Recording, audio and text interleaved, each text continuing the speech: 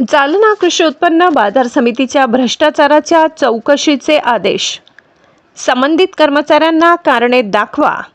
Notice. विनापावती प्रवेश शुल्क वसुलीच्या तक्रारीनंतर सचिव भरत तनपुरे यांची कारवाईची भूमिका स्पष्ट. जालना येथील कृषी उत्पन्न बाजार समितीत वाहनांकडून प्रवेश शुल्क वसूल करताना विनापावती रक्कम घेतल्याच्या गंभीर तक्रारी अलीकडेच समोर आल्या होत्या. सोशल मीडियावर या भ्रष्टाचाराचे व्हिडिओ व्हायरल झाले होते. तसेच माध्यमांमध्ये पावती भ्रष्टाचाराच्या बातम्या प्रकाशित झाल्यानंतर कृषी उत्पन्न बाजार समितीचे अधिकारी खडबडून जागे झाले. शेतकरी आपला शेतमाल विक्रीसाठी बाजार समितीत घेऊन येतात. वाहनांनुसार प्रवेश शुल्क आकारले जात असताना काही कर्मचाऱ्यांकडून पावती न देता रक्कम घेतली जात असल्याचा आरोप करण्यात आला होता.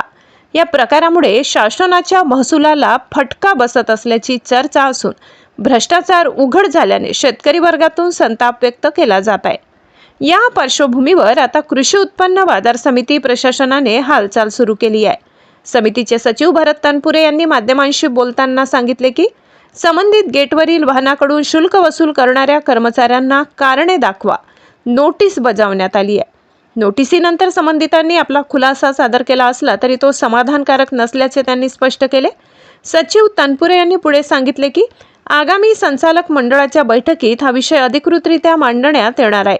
कृषी उत्पन्न बाजार समिती कायद्यानुसार संबंधित कर्मचाऱ्यांवर योग्य ती शिस्तभंगाची व प्रशासकीय कारवाई करण्याचा प्रस्ताव ठेवण्यात येईल. दोषींवर कठोर पावले उचलले जातील असा इशाराही त्यांनी दिलाय.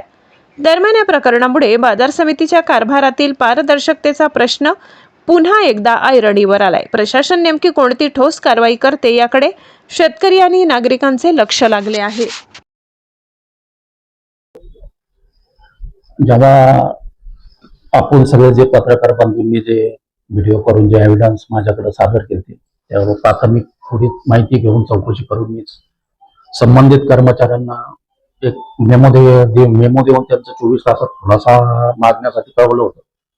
त्यानंतर त्यांचे खुलासे त्यांनी सादर केले. एक दिवस 19 तारखेला छत्रपती शिवाजी महाराजांची जयंती कार्यालयीन सुट्टी असल्यामुळे तो दिवस गेला आणि त्यांचे खुलासे समाधानकारक नसल्यामुळे आम्ही त्यांना एक आता कारणे दाखवा नोटीस बजावत आहोत आणि कारणे दाखवा नोटीस दिल्यानंतर प्रशासकीय सभेमध्ये मांडून पुढील कारवाई करण्यात येईल आणि याचे एक बाजार समितीचे कायदेशीर सल्लागार यांना याच्यासाठी चौकशीसाठी नेमून त्यांची चौकशी सफल करण्यात येईल आणि त्यांच्या चौकशी अहवालानंतर यांच्या बाबतीत अजून काय कायदेशीर कारवाई करण्यात येईल ती कारवाई प्रस्तावित करण्यात येईल.